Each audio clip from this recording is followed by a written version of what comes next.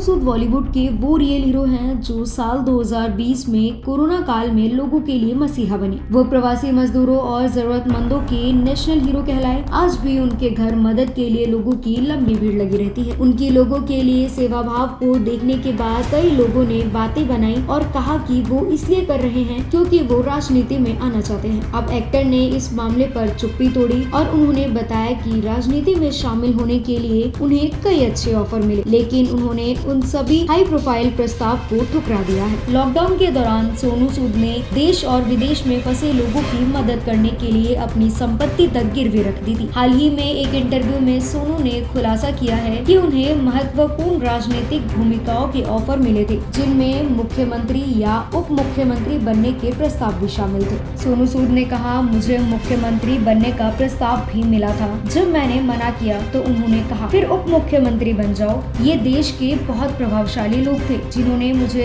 राज्यसभा की सीट भी ऑफर की। उन्होंने कहा, राज्यसभा की सदस्यता ले लो, हमारे साथ जुड़ो, तुम्हें राजनीति में कुछ भी लड़ने की जरूरत नहीं है। यह एक रोमांचक समय था जब ऐसे शक्तिशाली लोग आपसे मिलना चाहते हैं और आपको दुनिया में बदलाव लाने के लिए प्रोत्साहित करते हैं। इन ऑफर्स पर विचार करते हुए सोनू सूद ने अपनी व्यक्तिगत फिलोसॉफी साझा की। उन्होंने कहा, जब आप लोकप्रियता हासिल करना शुरू करते हैं तो आप जीवन में ऊपर उठते हैं, लेकिन ऊंचाई पर ऑक्सीजन का स्तर कम हो जाता है। हम ऊपर उठना चाहते हैं, लेकिन वहाँ कितनी देर तक टिक सकते हैं यह जरूरी है। उन्होंने आगे कहा, किसी ने मुझे कहा, बड़े लोग तुम्हें मुख्यमंत्री या उप मुख्यमंत्री जैसे पद ऑफर कर रहे हैं और तुम मना कर रहे हो। तुम्हें पता है तुम्हारे इंडस्ट्री के कितने बड़े बड़े एक्टर इसका सपना भी नहीं देख सकते हैं और तुम मना कर रहे हो। हालांकि सोनू ने जोर देकर कहा कि राजनीति से दूर रहने का उनका फैसला उनके मूल्यों में। लोग दो कारणों से राजनीति में शामिल होते हैं,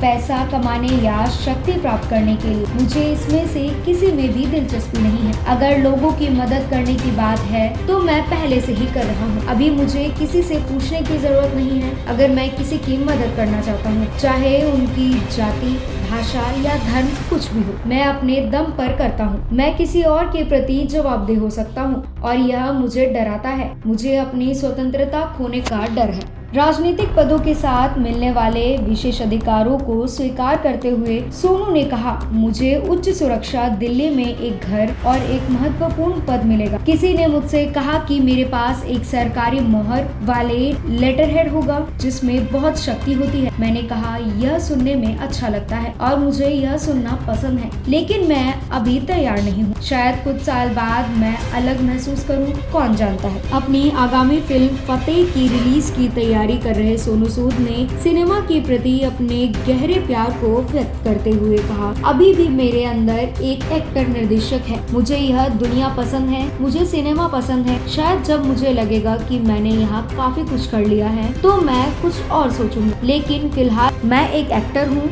और एक्टिंग और निर्देशक करता हूँ। शायद जब मुझे लगेगा कि मैंने यहाँ काफी कुछ कर लिया है तो मैं कुछ और सोचूंगा, लेकिन फिलहाल मैं एक एक्टर हूँ और मैं एक्टिंग और निर्देशन करता रहूँगा।